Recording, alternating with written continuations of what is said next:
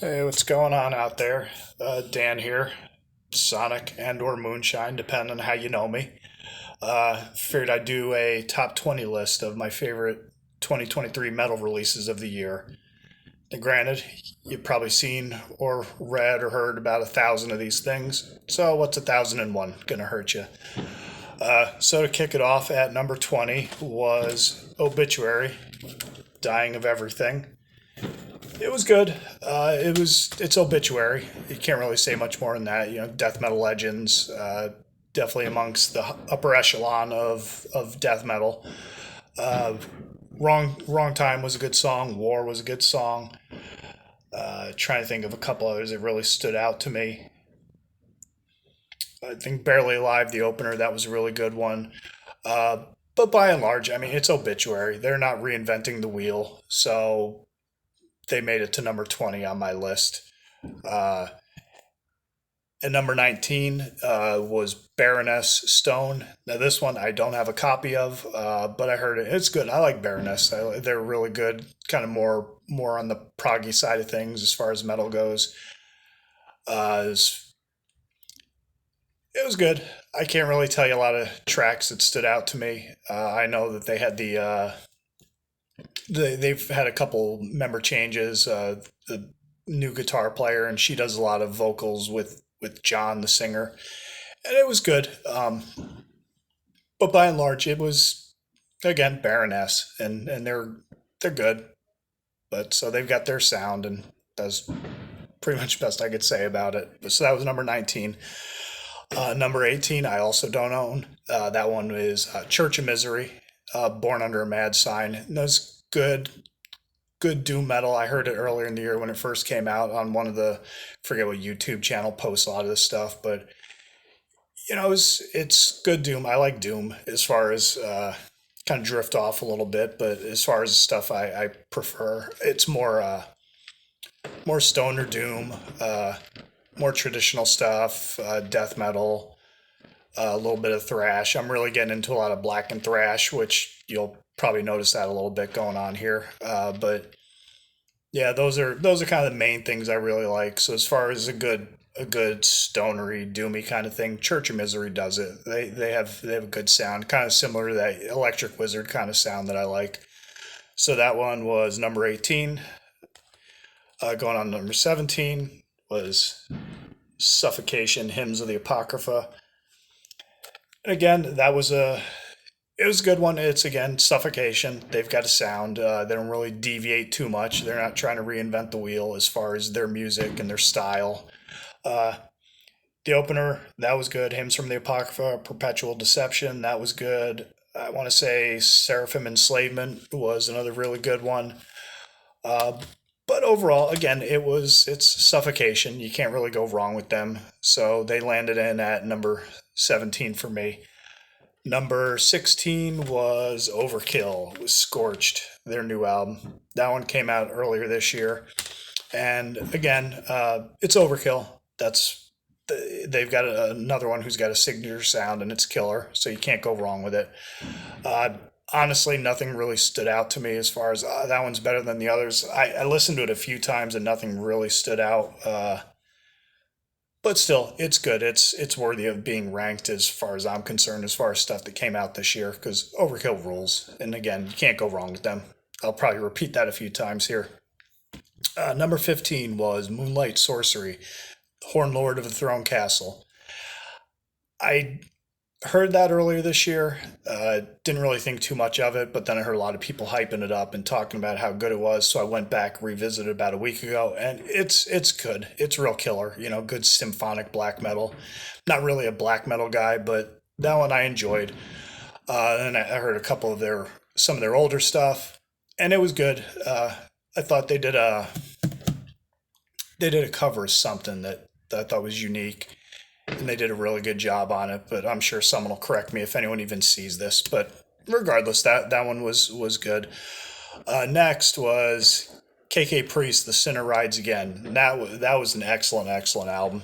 Don't mind me. I'm gonna take a quick swig of water here.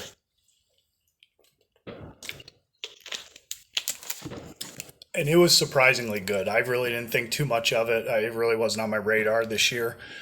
But again, a couple people they enjoyed it. They said it was really good, so I checked it out. I kind of wish that I wrote down some of the songs I really enjoyed, but probably the second half of the album is really what I enjoyed a lot. It was really good. Tim Ripper Owens did a great job on vocals. A lot of the stuff is kind of like a combination of. I mean, it's KK Downing, so it's Priest, and you had Tim Ripper Owens. He used to be in Priest, so you pretty much get a style there too. But very reminiscent of Painkiller. Some earlier, you can hear some riffs from earlier in the catalog with Judas Priest. Uh, I heard once, I forget what the name of the song was, but it reminded me of Dreamer Deceiver with the riff in that. So that one was really good. That was actually a surprising one, sleeper pick for me.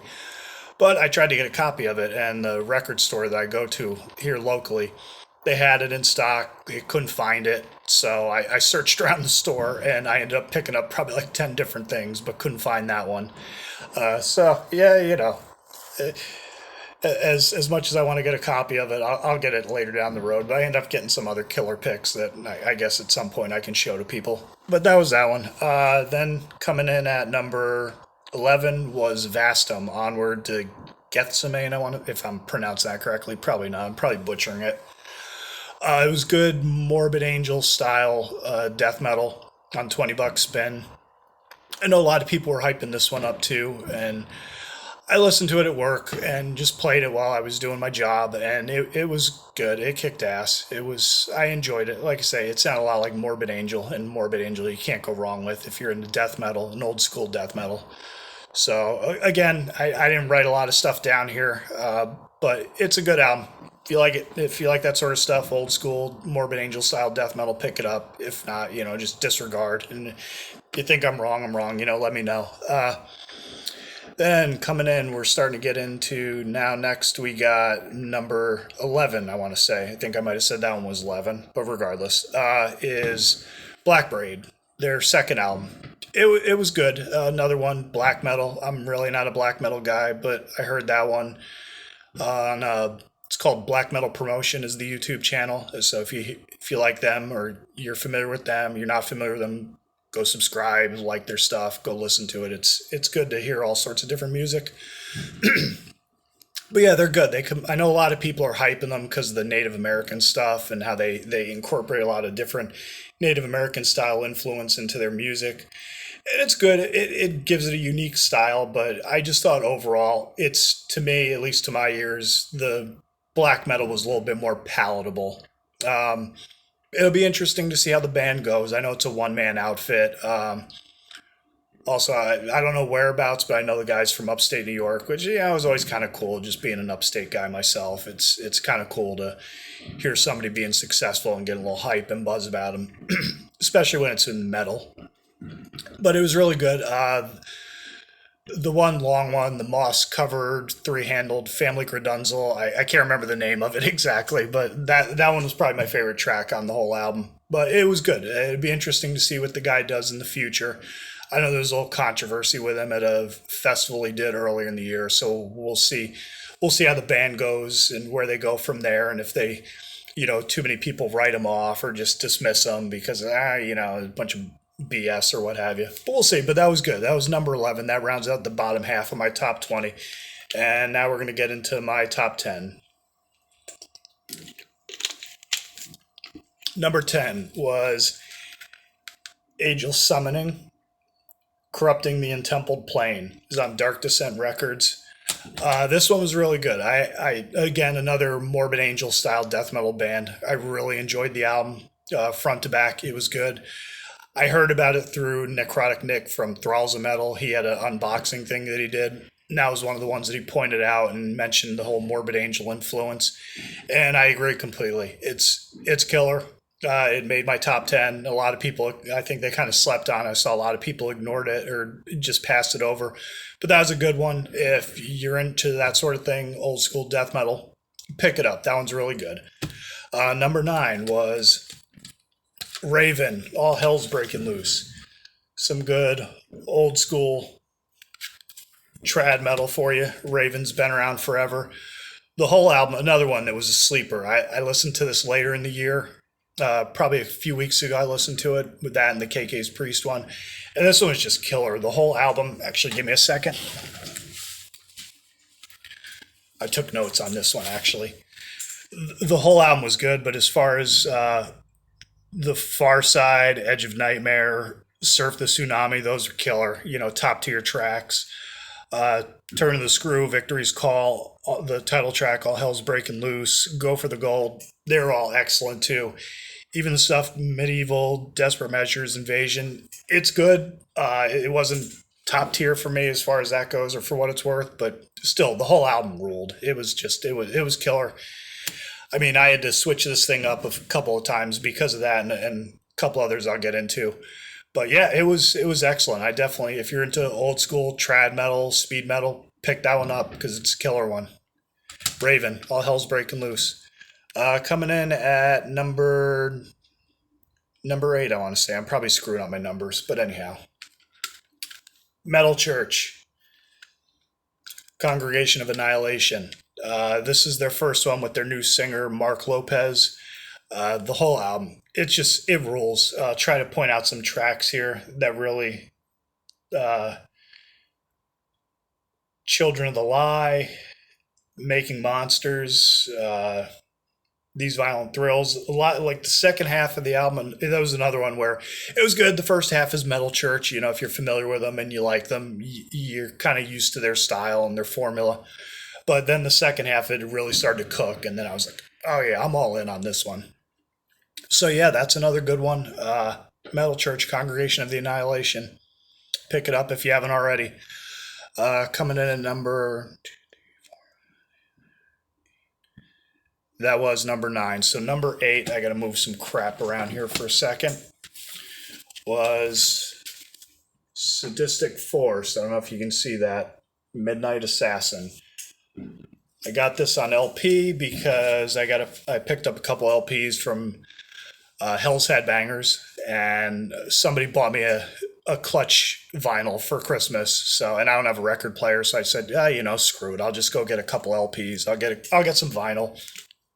I'll run out and go get a record player at some point. I was going to get this on CD, but I didn't really want to go through just buying one thing from Goat Throne Records.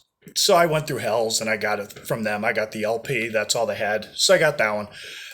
It's killer, Black and Thrash. The guys are from Austin, Texas. I really got into Midnight, Bewitcher, stuff like that in the past few years. And I was trying to look around to find stuff that was similar. And that was one of the bands that came up. So I checked them out, and first it was like, they're all right. There's nothing to write home about. But then I went and listened to this one while I was at work one day, and I was like, holy, this is killer. I mean, as far as songs on it, The Butcher's Apron, Nuremberg Nights, the title track, Midnight Assassin, Howl the Horde, the whole thing's good, but those are ones that stand out to me. So if you're into Black and Thrash, like Midnight and Bewitcher, stuff like that, old school Venom, combined with Motorhead, check out Sadistic Force. They're killer, and I definitely endorse them. Coming in at number 7, I also don't have a copy of this, but it's Hippie Death Cult, Helichrisium. Another one I saw, I didn't even know they put out a new album, so I was surprised when I heard about it. Sitting at work late, I had to stay overnight, so I threw some headphones on, went and listened to the whole thing, and it's awesome. It's more stoner doom, psychedelic kind of stuff, very Sabin fluent. So I don't have a lot of the tracks in front of me because I don't have the album, but I'll be picking that up soon enough. But it was really good. So if you're into Sabbathy influence, psychedelic doom, stonery kind of stuff, then Hippie Death Cult is definitely, they're up there. I really enjoy them. I saw them a couple years ago open for Sasquatch, and they were good. I'd never heard of them before, and they put on a good show. The singer, Lauren, I think she replaced the original singer, so going from male to female vocals is kind of interesting, but she does a killer job, and real good stage presence. The whole band is really tight. So yeah, Hippie Death Cult, Helichrisium, check them out if you're into that sort of thing. Or if not, just ignore me. Okay. So number 6 was Dying Fetus, Make Them Beg for Death. It's Dying Fetus. The whole album's killer. It's brutal. Just bludgeons you over the head. As far as tracks that I would say stand out above others, honestly, I really couldn't tell you the one that stands out from the others because the whole album was really good. It's not like, I say that and people are probably like, oh, what do you mean? You can't pick one over the other. But the whole album was good. So for the sake of brevity and time, that's a good one. Go pick it up and you'll enjoy it. If you're into death metal, if you like Dying Fetus, they don't disappoint. So go pick that one up. Make Them Beg for Death by Dying Fetus. All right, we're about to hit number 1 through 5. Cheers. Let me get a quick sip of the water. Coming in at number 5 was Incantation, Unholy Deification. This whole album was good. Love Incantation. Love everything they do. Big fan of the boys. Like John McEntee, he's a little biased because he did a thing with Steve Keeler in Rock Fantasy. He used to do some podcasting thing during all the lockdowns and everything. But as far as songs that are really good on this, Circle, Homunculus is really good. The opening track. The one thing I will say is I cannot stand the fact that they jumbled up the track listings on the back. It was confusing for me a couple of times, and I was just like, oh man, I'm trying to write everything down like, oh, this is great, and then you realize like, oh this stuff is all jumbled up in order, so I got to redo this again. But that's a good one. If you like Incantation, you like old school death metal, more on the doomy side, Incantation's great. Pick it up. Number 4 for me was Green Lung, This Heathen Land. Again, like I say, I'm really huge into stoner, doom, death metal, all that sort of stuff. But stoner, doom, kind of psychedelic-y stuff, I do enjoy the hippie shit. But Green Lung was awesome. Man of Sorrow, I think, was one of the main ones I really enjoyed. The first track after the prelogue, that was really good. I'm trying to think of some of the others off the top of my head, but those are the two that really stand out to me. Just very, very good doom, very good Sabbathy inspired doom. Use a lot of synths and keyboards, which makes it unique. A lot of occult themes. It's almost like a Hammer horror film in musical form. And I enjoyed it. I recommend anybody pick it up. I first heard of them through Woodland Rights. A buddy of mine back home told me about them, and he said, check them out. And I said, all right, I'll check them out. And they were awesome. So their new one came out. I listened to it and made my number 4. Number 3 is Spirit Adrift, Ghost at the Gallows. I can't say enough about this album. It was, it's a combination of it's more trad, but they used to be more of like a doomier kind of band. But the whole thing's killer between the guitars, the new wave of British heavy metal guitars and the leads, the way the songs are structured. The whole thing is good. I mean, there's really not a weak track on the album. I would say probably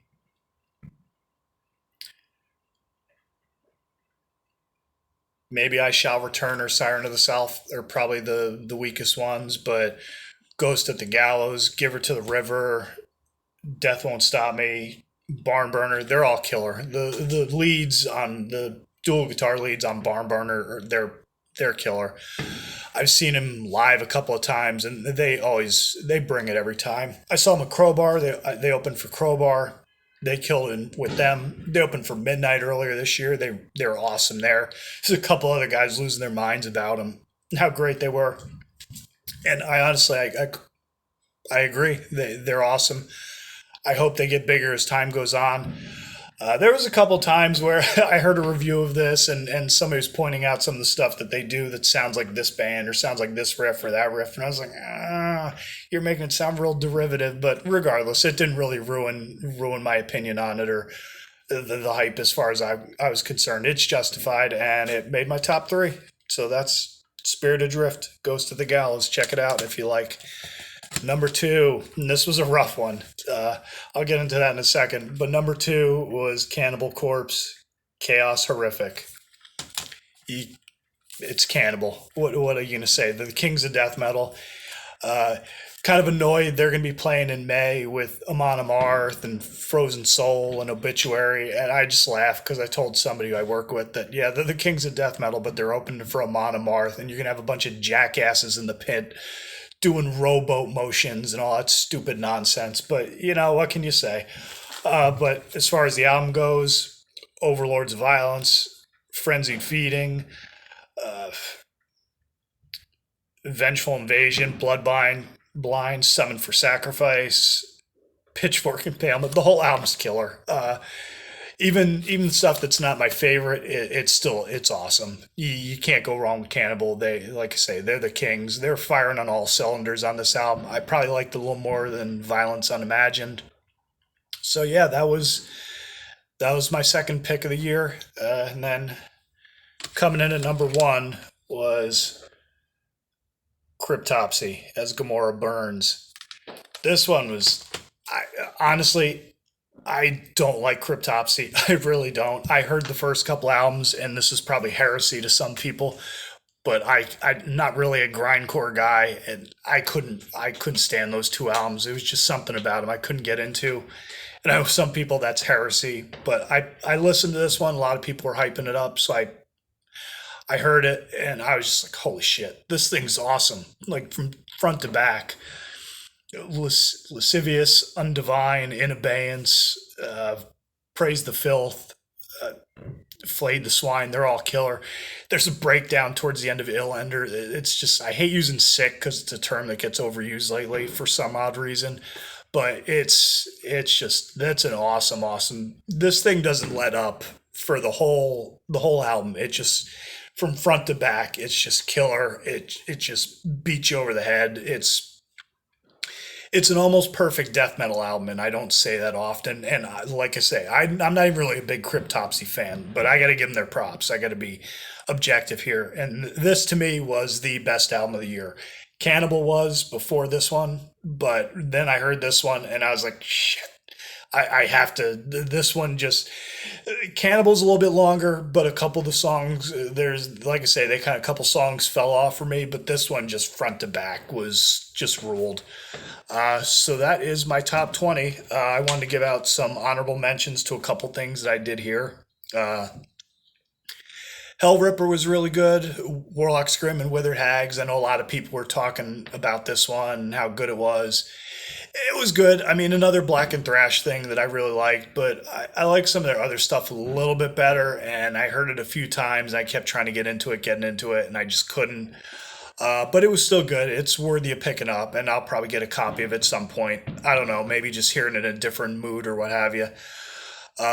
Immortal War Against All was another one that was good. It's Immortal. A couple things they did kind of sound, you could hear like, okay, it almost sounds like they just took from here. Like there's one song on there sounds, I think track 3 sounds exactly like Tyrants from Sons of Northern Darkness.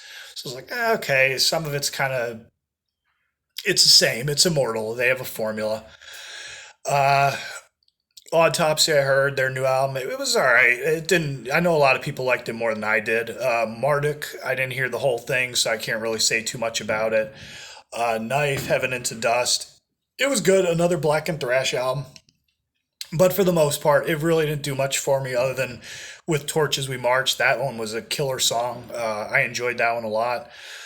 Ahab, The Coral Tombs, I heard that one. It was good, another good stonery doom psychedelic kind of thing, but just didn't make the top of my list. And then there was a few that honestly people are gonna lose their minds about, like Tomb Mold, Cruciumentium, Horrendous, Enslaved, Sulfur Aeon. Those were all ones that a lot of people I saw hyping up dramatically, and I didn't get it. I don't like prog stuff. I don't really like prog in my death metal. It's kind of wankery to me.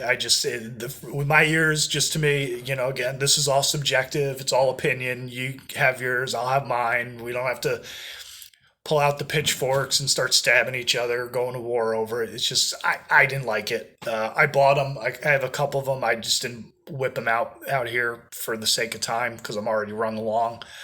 But those are some of the ones I know a lot of people they were really hyped on, and they didn't do anything for me. But that's my list. As far as next year, this year coming up,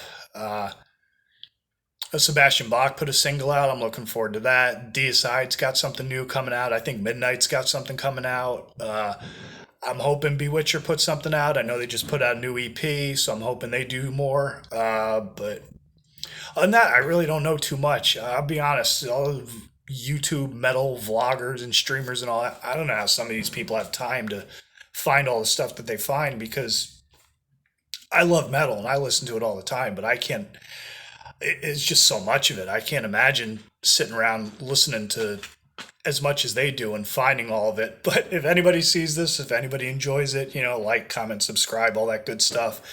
If you have any suggestions where to go to find all this stuff and resource it, then it'd be awesome. Just let me know. But yeah, that's it. I hope you enjoy. Have a happy new year. They're blowing shit up all around me outside here. The sky is thick with smoke, but have us happy and safe new year once again. I'll talk to you next time. All right. Bye now.